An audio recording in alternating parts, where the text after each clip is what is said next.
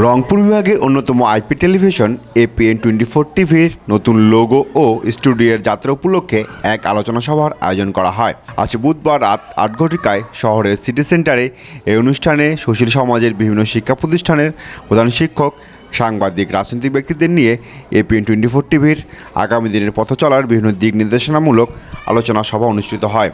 এ সময় উপস্থিত ছিলেন সৈয়দপুর উপজেলা নির্বাহী অফিসার নুরে আলম সিদ্দিকী, সৈয়দপুর রাজনৈতিক জেলা বিএনপির সভাপতি অধ্যক্ষ আব্দুল গফুর সরকার, সাধারণ সম্পাদক শাহিন আক্তার শাহিন, সহসভাপতি অ্যাডভোকেট ওবায়দুর রহমান, কাজী একরামুল হক, উপজেলা বিএনপির সভাপতি লোকমান হোসেন, সাধারণ সম্পাদক কামরুল হাসান কার্জন, সৈয়দপুর পৌর বিএনপির সভাপতি আলহাজ রশিদুল হক সরকার, বাংলাদেশ জামায়াতে ইসলামী সৈয়দপুর উপজেলা শাখার আমির হাফেজ মোহাম্মদ আব্দুল মুনতাকিম, বাংলাদেশ জামায়াতে ইসলামীর সৈয়দপুর পৌর শাখার আমির শরীফউদ্দিন আহমেদ, ঢাকা বিশ্ববিদ্যালয়ের সাবেক ছাত্রনেতা ফয়সাল দিদার দীপু, হাজিরহাট স্কুল অ্যান্ড কলেজের অধ্যক্ষ লুৎফর হোসেন চৌধুরী, লক্ষণপুর স্কুল অ্যান্ড কলেজের অধ্যক্ষ রেজাউল করিম রেজা, গণ অধিকার পরিষদ সৈয়দপুর উপজেলা শাখার সাধারণ সম্পাদক মনোয়ার হোসেন সহ অন্যান্যরা উপস্থিত ছিলেন।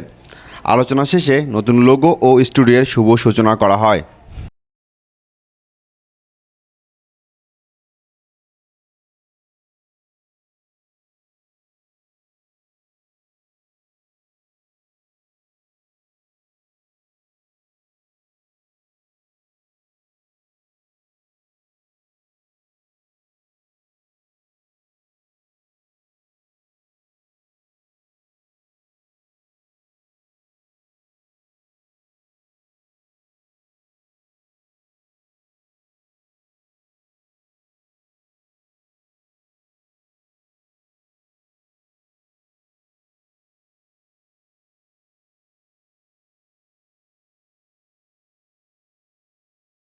এসব কিছু মিলিয়ে এপিএন এর থমকে থাকা, এপিএন এর পিছিয়ে পড়া, তখনই আমি যেভাবেই হোক আমি দেখেছি একটি সুন্দর প্রতিষ্ঠান ক্রমেই এটি বলা যাচ্ছে যে ধ্বংসের দিকেই চলে যাচ্ছে, একেবারে বন্ধই হয়ে গিয়েছিল। সুন্দর একটি স্টুডিও ছিল, সেটিও ওই ঘুম ধরে ইঁদুর কেটে একেবারে নষ্ট হয়ে গিয়েছিল। যন্ত্রপাতি অনেক দামি কিছু যন্ত্রপাতি জাহাঙ্গীর জোগাড় করেছিল এবং জাহাঙ্গীরের সাথে শফিকুলরা, এদের একটা গ্রুপ ছিল 4-5 জনের। এগুলি নষ্ট হয়ে যাওয়ায় তখন আমি চিন্তা করলাম যে এটিকে সৈয়দপুরের একটি জিনিস, এটিকে ধরে রাখা যায় কিনা। সেই কারণেই আমি চিন্তা করলাম যে আমি তো আর কিছুই জানি না, আমার সব ভাই ব্যবসা করে, 2 ভাই আমেরিকায় থাকে। আমি চিন্তা করলাম যে আমি তো বেকার হয়ে যাব, আর বেকার মানেই জানেন যে নুজো হয়ে যাওয়া, নিজেকে ধ্বংস করে ফেলা। আমি দেখেছি যে আমার সাথে আমার বন্ধুরা অনেকেই সোজা হয়ে এখনো হাঁটতে পারে না, অনেকেই বিছানা থেকে উঠতে পারে না, কিন্তু আপনাদের দোয়ায়, আপনাদের আশীর্বাদে এখনো আমি প্রতিদিন বলা যায় যে এমনও দিন গেছে যে 200-250 কিলোমিটার আমি মোটরসাইকেলে রান করে ইউজ করি। আমার সিনিয়র নেতৃবৃন্দ, আমি আজকের এই এপিএনের প্রতিষ্ঠাতা জাহাঙ্গীর আমার সাথে যুবদল করেছেন। আমি যখন উপজেলা যুবদলের সভাপতি, সে তখন বাঙালিপুর ইউনিয়ন যুবদলের সভাপতি।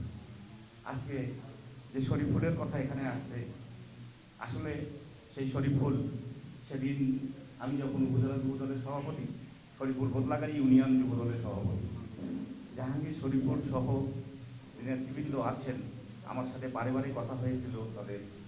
তেনারা তখন বলেছিলেন যে আমাদের বিহার যে রাজনৈতিক রেকর্ড, রাজনৈতিক ক্যারিয়ার, যে কারণে আমরা এপিএনের অনুমোদনটা পাইতে খুব সমস্যা হচ্ছে, এটা দীর্ঘদিন থেকে আমাদের বলে আসছেন। আজকে আমাদের এই গণমাধ্যমের মধ্যে, সৈয়দপুর গণমাধ্যমের মধ্যে আমি আজকে প্রধান অতিথি মহোদয়, বিশেষ অতিথি অ্যাডভোকেট ওবায়দুর রহমান আর শাহিন ভাই, রশিদুল ভাইকে বলবো আমাদের আপনারা সকলেই একটু সুদৃষ্টি দিবেন, এই এপিএন টিভি যেন সরকারিভাবে একটা তাদের অনুমোদন আসে এবং এই নিউজ ইনশাআল্লাহ আমাদের বিএনপি তথা সৈয়দপুরবাসীর পক্ষে তারা প্রচার করবে। এটুকুই আমি বলতে পারি। এটুকুই বলে আমি আমার সংক্ষিপ্ত বক্তব্য এখানেই শেষ করছি। কুমার আমাদের বাদল ভাই কিন্তু বলে গেছেন আপনাদেরকে কি করতে হবে, একটা গাইডলাইন দিয়েছেন, সত্যের পক্ষে থাকা, শহীদপুরকে ভালোবাসা, শহীদপুরকে যদি মনে প্রাণে ধারণ করেন তাহলে আপনারা সাংবাদিকতা করবেন। আর শহীদপুরকে যদি আপনারা মনে প্রাণে ধারণ না করেন তাহলে আপনাদের কার্যক্রম ঠিক হবে না। ধারণ আপনাদেরকেই করতে হবে, শহীদপুরকে ভালো আপনাদেরকেই বাঁচতে হবে, সঠিক তথ্যগুলো সাধারণ মানুষের কাছে তুলে ধরতে হবে। আমি যে কথাটি বলতে চাই তার আগে সবচেয়ে বড় কথা হলো এখানে কিছুক্ষণ আগেই এখানে উপস্থিত ছিলেন আমাদের শহীদপুরের কর্ণধার, শহীদপুরের সমস্ত ক্ষমতার অধিকারী, মোট কথায় শহীদপুরের ইউনো, শহীদপুরের উপজেলার দায়িত্বে এবং শহীদপুরের পৌরসভার দায়িত্বে, মোট কথা শহীদপুরের সমস্ত দায়িত্বে যে ব্যক্তিটি ছিলেন তিনি কিন্তু কিছুক্ষণ পূর্বেই ছিলেন, এখন উঠে গিয়েছেন। তো যাই হোক, ওনার উপস্থিতিতে বোধহয় অনেক কিছু বলাটা সবচেয়ে ভালো ছিল। তো সেই দিকেও আপনারা লক্ষ্য করবেন আমাদের শহীদপুরে অনেক সমস্যা আছে, শহীদপুরের উন্নয়নে কোন কোন জিনিসটি বাধাগ্রস্ত সেই দিকগুলো আপনারা তুলে ধরবেন। যে কথাটি বাদল ভাই বারবার বলছে, অতীতে আমরা দেখেছি এমন রাজনীতি যেন আমরা না করি যে রাজনীতির কারণে আমাদেরকে পলায়ন করতে হয় শহীদপুর থেকে। সুস্পষ্টভাবে আমার বড় ভাই বাদল ভাই বলেছেন, যদি অপকর্ম করে থাকেন তাহলে আপনাদেরও নিস্তার নাই, সাধারণ মানুষ আপনাদেরকে ক্ষমা করবে না। তো সেখান থেকে দেখে আমাদেরকেও শিক্ষা গ্রহণ করতে হবে এবং আপনাদেরকেও শিক্ষা গ্রহণ করতে হবে। সর্বমূলে আমরা যে কথাটি বলতে চাই, যারা আপনার শহীদপুরকে সাজানোর জন্য, শহীদপুরকে সঠিক পথে নিয়ে যাওয়ার জন্য আপনারা যা একজন তরুণ সাংবাদিক, এই বলবো আমি, যদিও আমাদেরকে সাংবাদিক হিসেবে স্বীকৃতি দেওয়া হয় না, তারপরও শহীদপুরের খবর তো আপনারা তুলে ধরেন, সেই দিক থেকে আপনারা কিন্তু আমার কাছে সাংবাদিকই মনে হয়। তো আপনাদের কর্মকাণ্ড, আপনাদের সঠিক তথ্য উপস্থাপনের মাধ্যমে আমরা যেভাবে উপকৃত হব, শহীদপুরে উপকৃত হবে। শহীদপুরে যথেষ্ট জায়গা আছে, যথেষ্ট জায়গা আছে এই পরিবহনগুলোকে অন্যমুখী করা সম্ভব, কিন্তু কেন করতেছি না, কিসের স্বার্থে করতেছি না, আমি কথাটা বারবারে নিয়ে আসতেছি। কারণ প্রতিদিনে শহীদপুরে এই ঘটনা ঘটতেছে, মানুষের সময়ের অপচয় ঘটতেছে। মানুষ এই মোড় থেকে এই মোড় হাটে 3 বার যাতায়াত করতে পারে, কিন্তু রিক্সা বা গাড়িতে উঠলে তার চেয়েও বেশি সময় লাগে কি না?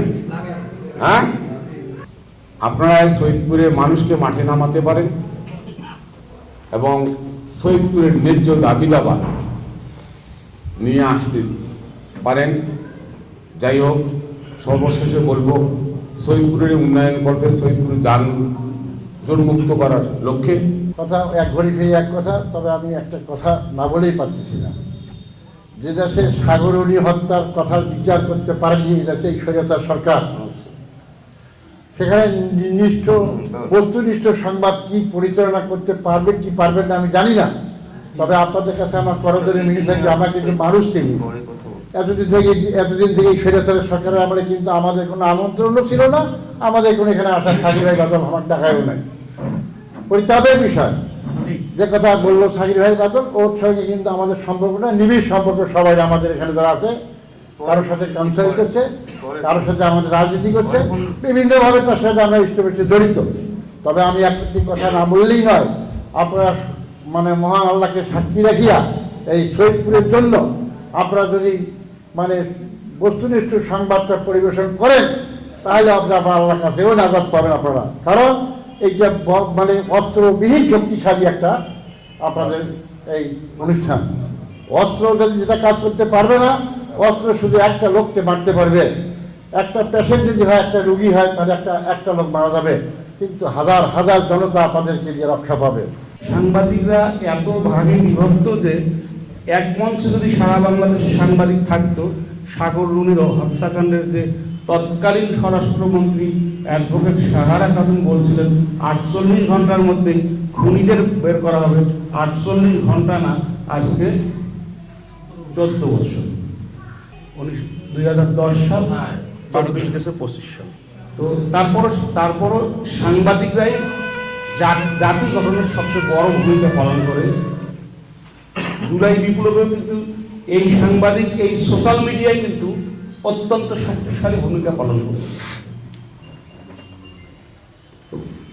এর আগে বলছিলেন যে এটা 80,000 ভিউ হয়েছিল, আমরা মাঝখানে পিছিয়ে গেছি। স্লো বাট স্টিক একটা কথা আছে, রাইট। সেই পথেই চলতে হবে। অনেক অনেক ধন্যবাদ। শহীদপুরকে নিয়ে লিখতে হবে। বাদল ভাই বলছে শহীদপুরের সব মাটির সন্তান। আমরা এখানে যারা আছি সবাই কিন্তু আমরা এই মাটিরই সন্তান। আমরা শহীদপুরকেই ভালোবাসি। শহীদপুরে যারা রাজনীতি করে শহীদপুরকে ভালোবাসে বলে শহীদপুরে রাজনীতি করে। শহীদপুরের এই মুহূর্তে সবচেয়ে বড় সমস্যা যেটা হলো আমাদের যানবাহনের সমস্যা। এই সমস্যা নিরসনে কিন্তু একের ভিতরে 3 দিন একটু আগে ছিলেন, উনি নাই। উনি সহ যদি আপনারা সোশ্যাল মিডিয়ার লোক, সাংবাদিকের লোক, পত্রিকার লোক, নেতৃবৃন্দ, এই সময় তারা নেতৃত্ব দিচ্ছে শহীদপুরে, আবারও বসা দরকার। শহীদপুরে যানজট সামান্য হলো নিরসন, একেবারে না, এটা করা দরকার। তো আমি আজকে কথা বাড়াবো না। apnnews24.com বস্তুনিষ্ঠ সংবাদ পরিবেশন করবে। সত্যের সন্ধানে তাদের মূল স্লোগানটা হলো সত্যের সন্ধানে। সত্যের সন্ধানে থাকতে গেলে কিন্তু অনেক বাধা বিপত্তি আসবে। সত্য বস্তুনিষ্ঠ নিউজ কালেক্ট করতে গিয়ে কিন্তু সাগররুনি হত্যাকাণ্ড হয়েছে, যে নিউজ আর আলোর মুখ দেখে নাই।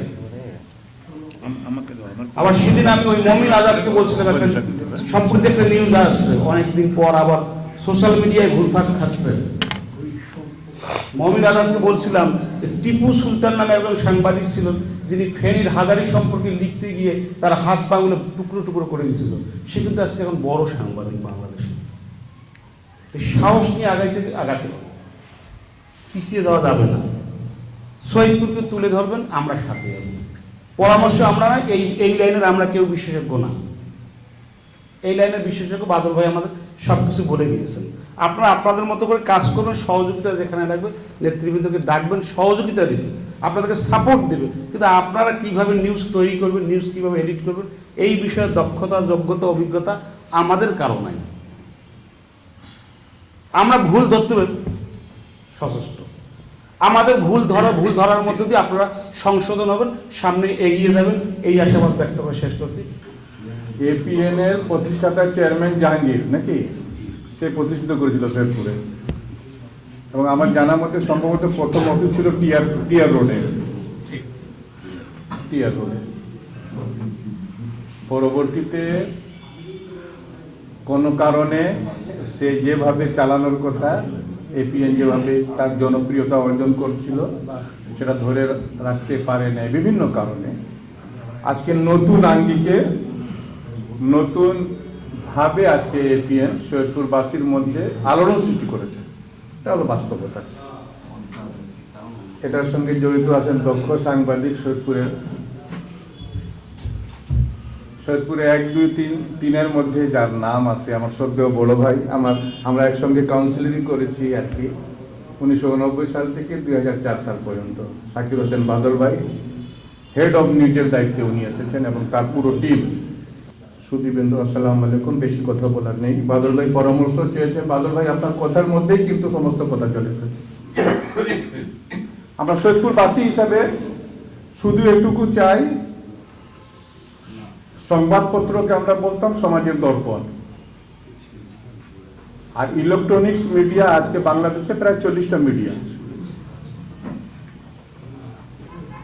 এবং ইলেকট্রনিক্স মিডিয়ার একটাই হলো ভালো দিকটা হলো যে সঙ্গে সঙ্গে রিঅ্যাকশনটা পাওয়া যায়, আর স্থানীয় চ্যানেলে তো সঙ্গে সঙ্গে পাওয়া যায়।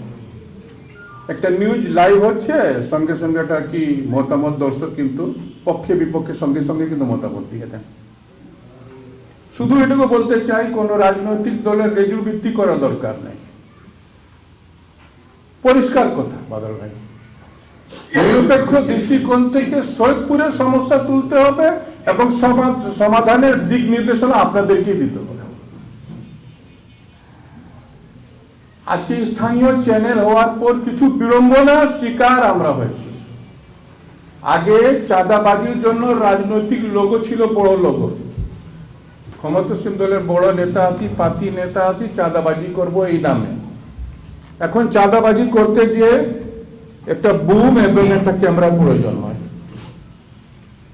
অপসাংবাদিকতা যারা করে থাকে, এই সাংবাদিকতার নাম ব্যবহার করে যারা অপসাংবাদিকতা করবেন, দেখেন অনেকের হাতে একটা বুম আর একটা ভিডিও বড় ক্যামেরা, যেখানে সেখানে চলে যায়, আগে পুরো নিউজ করবে, এটা করবে, ওটা করবে, তারপর বার্গেনিং শুরু করে দেয়। আমি আপনার কাছে বিনয়ের সঙ্গে জানতে চাই, আপনাদের কাছে যারা এই লাইনে আছে, এটার জন্য তো ন্যূনতম একটা নীতিমালা আছে, তথ্য মন্ত্রণালয় হোক বা তথ্য প্রযুক্তি মন্ত্রণালয়, এটার ব্যাপারেও আপনাদেরকে নিউজ করতে হবে। এই যারা বুম নিয়ে আর এই যে ক্যামেরা নিয়ে সৈয়দপুরবাসীকে যে বিড়ম্বনার শিকার করে বিভিন্ন কারণে, তাদের বিরুদ্ধেও এপিএন কে সোচ্চার হওয়ার জন্য সৈয়দপুরের নাগরিক হিসাবে আমার দাবি। এবং আপনারা পারবেন, এবং আপনি পারবেন, এটা বদলে আপনার টিম এটা পারবে। আরেকটি কথা বলেছেন, কিছু পরামর্শ বলতে এটাই বলবো যে বিভিন্নভাবে আমাদের যে জাতীয় চ্যানেলগুলোতে যে টকশো হয়, সেই টকশো আপনারা চালু করেন, স্টুডিওতেও করেন, যদি কেউ স্টুডিও উপস্থিত না হতে পারে তার লাইভ টকশোতে ওনাকে অন্তর্ভুক্ত করেন। অনেকে হয়তো আপনাদের স্টুডিওতে আসতে পারবেন না, যেখানে থাকবেন সেখান থেকে লাইভ এই প্রযুক্তি ব্যবহার করে শুধু রাজনীতিবিদ না, শুধু নির্বাচন না, সৈয়দপুরের সমসাময়িক সমস্যার উপর, বিভিন্ন ব্যাপারে, ব্যবসার উপর, শিক্ষার উপর, ধর্মের উপর, সংস্কৃতির উপর, সৈয়দপুরের সম্ভাবনা, সৈয়দপুরের কি করতে হবে, এই ব্যাপারে আপনারা ধারাবাহিক টকশো একটা অনুষ্ঠান আপনারা করেন, এই উদ্যোক্ত আহ্বান রেখে, এবং এপিএন এর ব্যাপারে সৈয়দপুরের নাগরিক হিসাবে এবং দলগত হিসাবে আমাদের নিরপেক্ষ থেকে আপনাকে, আপনার পুরো টিমকে আমরা আশ্বস্ত করতে চাই, আমরা আপনাদের উপর রাজনৈতিক কোনো চাপের কারণ হব না। আলহামদুলিল্লাহ, বস্তুনিষ্ঠ, কারণ আমরা জনগণের রাজনীতি করি, যে রাজনৈতিক দলকে আমরা রিপ্রেজেন্ট করি, জনগণের চাহিদা, জনগণের সুখ দুঃখের অংশীদার আমরা হতে চাই। এটার জন্য এপিএন যা করবে, বিএনপি সৈয়দপুর রাজনৈতিক জেলা শাখা আপনাদের সঙ্গে আসে, থাকবে ইনশাআল্লাহ। এই প্রতিশ্রুতি দিয়ে এপিএন যেন সুন্দর সুষ্ঠুভাবে আন্তর্জাতিক মানের, জাতীয় মানের সৈয়দপুরের একটা চ্যানেল হোক, এই আশাবাদ ব্যক্ত করে আমি আসলে যেমনটা বলছিলেন শাহিন ভাই, যে সংবাদপত্র হচ্ছে সমাজের দর্পণ, আর সাংবাদিকরা হচ্ছে সমাজের বিবেক। সমাজের বিবেক হচ্ছে সাংবাদিক। এই সাংবাদিকরা মানুষের দুঃখ কষ্ট তুলে ধরে বলে, সমাজের অনেক দুঃখ কষ্ট লাঘবের জন্য কর্তৃপক্ষ চেষ্টা করে, সঠিক নিউজ সংবাদপত্রের মাধ্যমে হয়। এই সাংবাদিকরা অনুসন্ধানী রিপোর্ট করে অনেকের দুর্নীতি, 12টা দুর্নীতি ফাঁস করেছে, অনেক দুর্নীতির বাজেট হারকে দমন করেছে, তাদেরকে দুর্নীতি রুখে দিয়েছে সাংবাদিক, এই সাংবাদিক ভাইরা। তো সাংবাদিকরা আসলে বিনিময়ে তো কিছু পায় না, এরা সারা জীবন এটা সমাজের সেবাই করে। আমি আমার জীবনে সাংবাদিকদেরকে, মানে যতটুকু সাংবাদিকদের চিনি, যে একটা সাংবাদিক কোনো বড় লোক হয়েছে এটা আমি দেখিনি, কারণ তারা আজীবন খেটে যায়। আমি চিন্তা করি যে এই ভাইরা কিসের নেশায় এই কাজ করে যাচ্ছে। তবে কিছু কিছু সাংবাদিক আছে বা অপসাংবাদিকরা করে, মানুষকে জিম্মি করে, অনেক কুকর্ম করে। বিগত সরকারের আমলে দেখেছি যে বিভিন্ন টিভি মিডিয়া চ্যানেল আমার বাসায় আছে, আমার কোম্পানি কাজীদের কোম্পানি আসে ভিডিও করে এবং বলতেছে আপনার এখানে সমস্যা, ওখানে সমস্যা, এই সমস্যা, এত টাকা দেন, তাহলে টিভিতে রিপোর্ট হবে। আমি ছিলাম না, তো আমার ভাগিনা একটা টাকাও দেয়নি, উনি চা করার করেননি। কিন্তু আমার পাশাপাশি আরেকজন ভাই শামীম জর্দার, এখানে একটা সাংবাদিক হিসেবে, ওই সাংবাদিকরা ওখান থেকে কয়েক হাজার টাকা আদায় করে নিয়েছে। আল্লাহর মধ্যে এমন একটা কথা মুখ থেকে বেরিয়ে ফেলেছিল আমার এই সরাসরি সরকারের মুখ থেকে, যে চাকরি কি রাজাকারের নাতিপুতিরা পাবে, এই কথাটা কিন্তু তাদের ভালো হয়ে যায়। এটা একটা সাংবাদিক সে ইচ্ছাই হোক অনিচ্ছা হোক, যে এই কথাটা সাংবাদিকরা প্রশ্ন করেছিল, তার পক্ষে বলে তার মুখ থেকে এই কথাটা বাইরে হয়েছে। আজকে আমরা স্বাধীনতা 24 দেখেছি এই সাংবাদিকের তো সাংবাদিক ভাইদেরকে ধন্যবাদ। আর এপিএম নিউজ যারা করেছেন সৈয়দপুরের ভিত্তিতে, তারা অনেক কষ্ট করে কাঠ খড় খোয়ায় নিজের পকেটে পয়সা দিয়ে তারা এটা করেছেন। আপনারা সহযোগিতা তাদেরকে করবেন যতটুকু পারেন। আর আমি জানি আর চাই যে এপিএম নিউজটা এগিয়ে যাক, শুধু সৈয়দপুরে না, জাতীয় পর্যায়ে, এমন আন্তর্জাতিক পর্যায়ে যেন পরিচিতি লাভ করে, এই টপিক কামনা করে আমি এই এপিএন 24-এর লোগো উন্মোচন এবং নিজস্ব স্টুডিও উদ্বোধনী অনুষ্ঠানের সম্মানিত সভাপতি এবং এপিএন 24-এর চেয়ারম্যান ছোট ভাই জাহাঙ্গীর, এই এপিএন পরিবারের যারা সম্মানিত সদস্য আছেন, এই একটু আগে আমাদের যিনি সঞ্চালনা করতেছেন ছোট ভাই, গণমাধ্যম কর্মী যারা সাংবাদিক বৃন্দ আছেন, সুধীবৃন্দ, সকলের প্রতি সশ্রদ্ধ সালাম, আসসালামু আলাইকুম। আসলে আমি দুটো কথা বলি যে আমাদের বাংলাদেশের মানুষ দুটো বিষয়ে সব থেকে বেশি জ্ঞানী, মানে সব থেকে বেশি জ্ঞানী, যে কোনো প্রান্তে যান না কেন, যেখানেই যান না কেন। একটা হলো যে কারো বাড়িতে কোনো কেউ অসুস্থ হলে সেখানে গেলে আমি কিছু জানি আর না জানি একটু ডাক্তারি করবই, যে অমুকখানে যান, এখানে যান, এটা কেন, ওই কি বলে যে অমুক ডাক্তারের কাছে যান বা হোমিওপ্যাথিক ডাক্তারের কাছে যান, নানা কথা মানে তার নানা ধরনের উপদেশ বা এইভাবে চলেন, এটা আমরা অভ্যস্ত। আর একটা অভ্যস্ত যে আমরা পরামর্শ দিতে, এইটাও আমাদের একটা ভীষণভাবে আমরা অভ্যস্ত আর কি, আমি মনে করি। যাই হোক, এইটা যেটাই হোক, এটা খারাপ বলিনি, এটা ভালোই। আর সাথে সাথে এপিএনের যেটা শুনলাম, যে আমি আসলে স্লোগানটা জানি এবং আগে থেকেই জানি এপিএনকে, কিন্তু এপিএনের পুরো এব্রিভিয়েশনটা কি সেটা আমি কিন্তু এখনো জানি না। হ্যাঁ, আলোপথ নিউজ। আচ্ছা, যাই হোক, আমি এটা জানতাম না। যাই হোক, আলোপথ নিউজ মানে বাংলা এবং ইংরেজির সংমিশ্রণ হয়েছে, এইটা ঠিক আছে। এখন আবার আমাদের ইংলিশের স্লোগানটা বেশি হচ্ছে, যে বৈষম্য বিরোধী ছাত্র আন্দোলনের সকল ডাক বা কর্মসূচি সব ইংলিশে দেখতেছি। ইংলিশ ছাড়া একটাও বাংলা আমার চোখে এখন পর্যন্ত পড়ে নাই। ইউনিটি মার্চ কি প্রোক্লামেশন মার্চ ইত্যাদি সব ওই আগের ইয়েগুলো, আর এটা বাংলা আর ইংলিশের সংমিশ্রণ, শাটডাউন, লকডাউন ইত্যাদি। যাই হোক, আমি কথা বাড়াবো না, শুধু এতটুকু বলতে চাই যে আমাদের সৈয়দপুর শহরে আপনারা যদি এটা কথায় খুবই অভিজ্ঞ এই লাইনে শাকির হোসেন বাদল ভাই আছেন, তিনি দায়িত্ব নিয়েছেন। আমি বিশ্বাস করি যে আমাদের সৈয়দপুরে প্রতি পদে পদে সংবাদ পরিবেশন করার মতো অবস্থা বিরাজমান। আমি কিছু কিছু জায়গায় যখন সুযোগ পাই, যেখানে সুযোগ পাই সেখানে কথা বলার চেষ্টা করি। খুব সংক্ষিপ্ত আকারে শেষ করব, যে ধরেন শিক্ষা ব্যবস্থা নিয়ে, শিক্ষা ব্যবস্থার সরকারি নীতিমালা অনুযায়ী একটি ক্লাসে কতজন ছাত্রছাত্রী থাকতে পারে, যদি লায়ন্সে ধরি বা ক্যান্ট পাবলিক ধরি, কতজন সেখানে শিক্ষা দেওয়া হচ্ছে, তারা ঠিকমতো শিক্ষা পাচ্ছে কিনা, আবার কতজন কি বলা যায় যে তাদের বেতন এত বেশিভাবে নেওয়া হচ্ছে কেন, এগুলো ঠিক মতন অডিট হচ্ছে কিনা। শিক্ষার ক্ষেত্রে এটা শিক্ষার শহর আমরা বলতেছি, এই শিক্ষার নামে যদি এই ধরনের বৈষম্য, অন্য স্কুলের সাথে এটা তুলনা করবেন।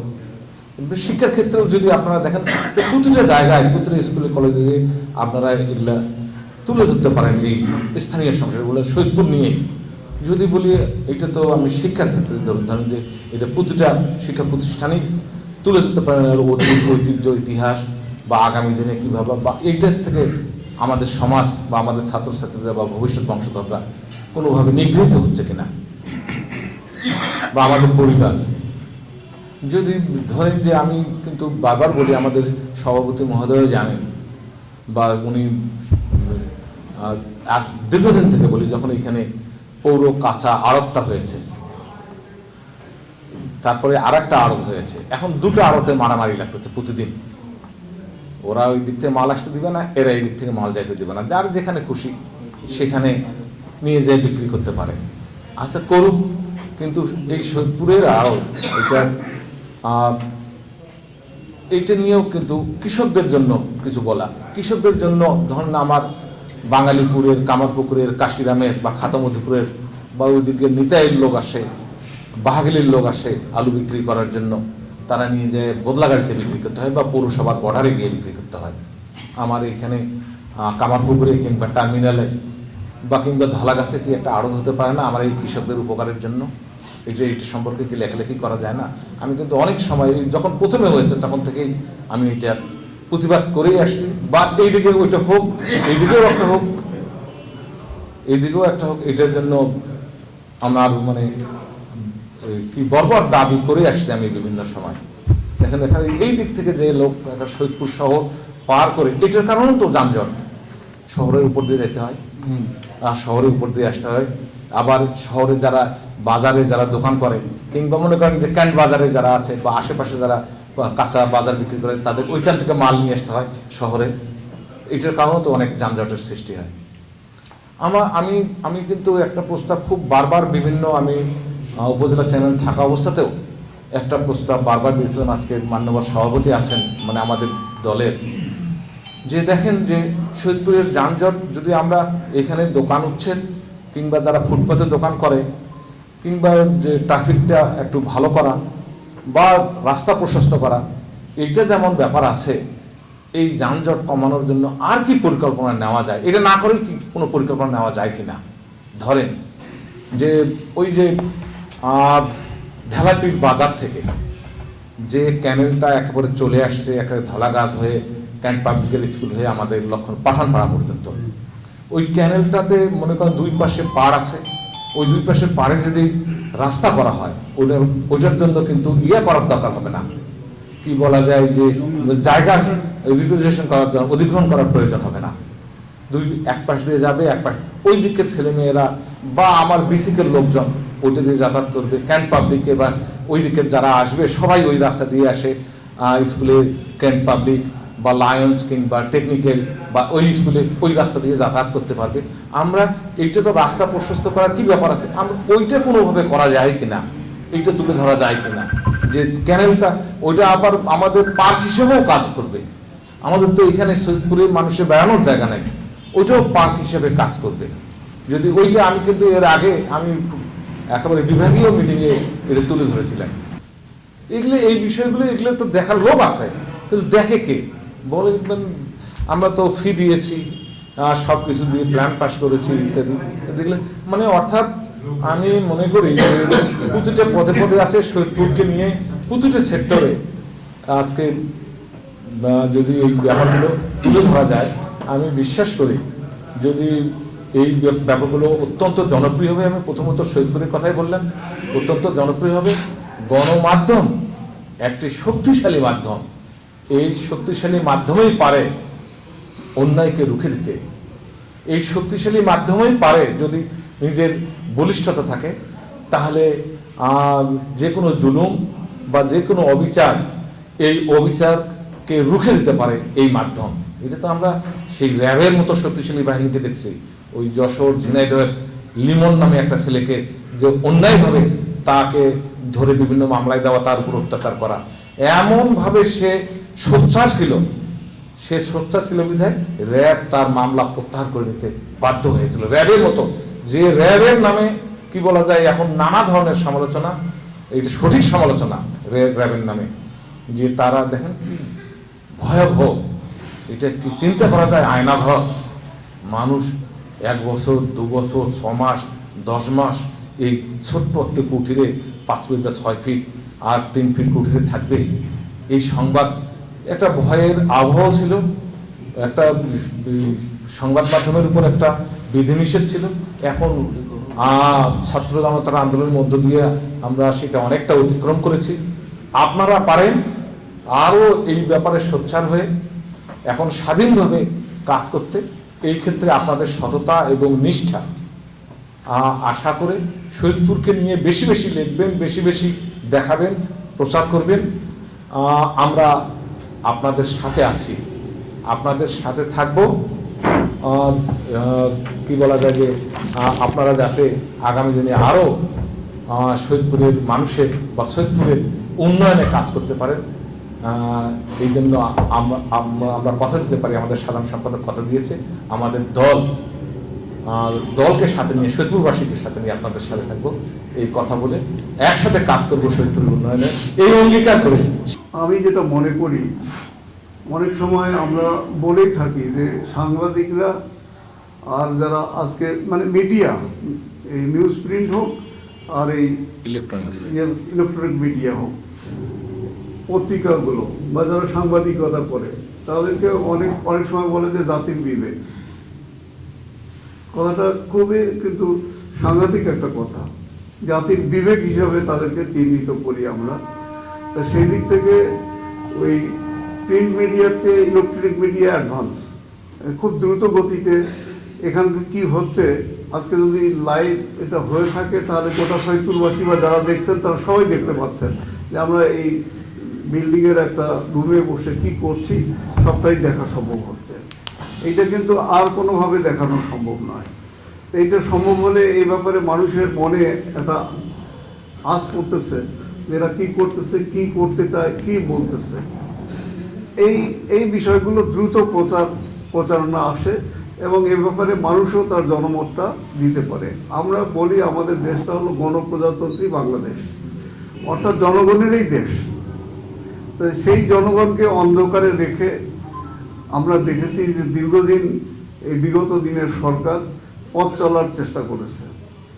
আজকে আমরা 25 সালের 1 তারিখ 1 জানুয়ারি আমরা আজকে শেষ করতে যাচ্ছি, কিন্তু এর কয়েক ঘন্টা আগে, এখন রাত 9টা বললে ওখানে 12 আর 9 21 ঘন্টা আগে আমরা 24 থেকে উত্তরণ হয়েছি। 24টা কিন্তু ঘটনাবহুল 24-এর কি ঘটনা? আমরা 24 সালে আমাদের দেশে গণতান্ত্রিক ভোটের অধিকার বলে একটা নির্বাচন হয়েছে, আগেরগুলো বাদই দিলাম। 7ই জানুয়ারি সেই নির্বাচন, যারা নির্বাচন করেছে তারাই বলছে যে ডেমি নির্বাচন, প্রার্থী পাওয়া যায় না। আমি বলি যে আমি আর তুমি নির্বাচন, অর্থাৎ আওয়ামী লীগের দল আমি, আর যাকে মনোনয়ন দিয়েছেন ওরা হলো তুমি। আমি আর তুমি নির্বাচন হয়ে গেছে এই 24-এর 7ই জানুয়ারি। এই নির্বাচনে এদেশের সাধারণ মানুষ সম্পৃক্ত হতে পারেনি, রাজনৈতিক দল যতগুলো ছিল তারাও সম্পৃক্ত হতে পারেনি। এই বিষয়টা আমাদের দেশের মানুষের মনে যে ক্ষোভ ছিল, এই ক্ষোভটা কিন্তু প্রকাশ করার সুযোগ এই সরকার দেয়নি। ইলেকট্রনিক মিডিয়া বলেন আর প্রিন্ট মিডিয়া বলেন, আর আমরা মুখে মুখে রাজনৈতিকভাবে আমরা যে কথা বলে মানুষকে একটু জাগরণ করব, একটু জানাবো, সে সুযোগটাও ছিল না। আর কথা বাড়াই না, আমি এই এপিএন টিভির উত্তর এর উন্নতি বা এর সম্প্রচারটা আরও বেশি হোক, মানুষের মাঝে যাক। আমি এখানে বসে বসে দেখলাম যে এপিএন প্রচারিত, আমি এখানে সভা করেছি, সেইটা প্রচার করেছে। আমার ভালো লাগলো, বেশ কয়েকটা হেডলাইনও দিয়েছে যে আমি এই বক্তব্যে এই কথাটা তুলেছি, এই বক্তব্যে এই কথাটা তুলেছি, খুব ভালো লাগলো। সেদিক থেকে আমি ধন্যবাদ জানাই, কৃতজ্ঞতা জানাই যে তারা সম্প্রচার এটা করেছে। তো সম্প্রচার সবগুলোই করেন, ন্যায় অন্যায় এবং কথার মাইল এটা কেউ সহ্য করতে পারে না। কেউ যদি বলেন, আমি নিজেই যদি কোনো একটা খারাপ কাজ করি আর আমার ছবিটা বা আমার কথাগুলো যদি প্রচার হয়, তাহলে আমি সেখান থেকে পিছিয়ে হটিয়ে যাব, মানে সরে যাব, এবং আমি সুন্দরটা বা ভালোটা করার চেষ্টা করব। এপিএন টিভি সত্যের সন্ধানে ভালোটা করুক, তার উন্নতি কামনা করি। আজকের যে উদ্বোধন, এই উদ্বোধনের সফলতা কামনা করে আমি আমার বক্তব্য শেষ করছি।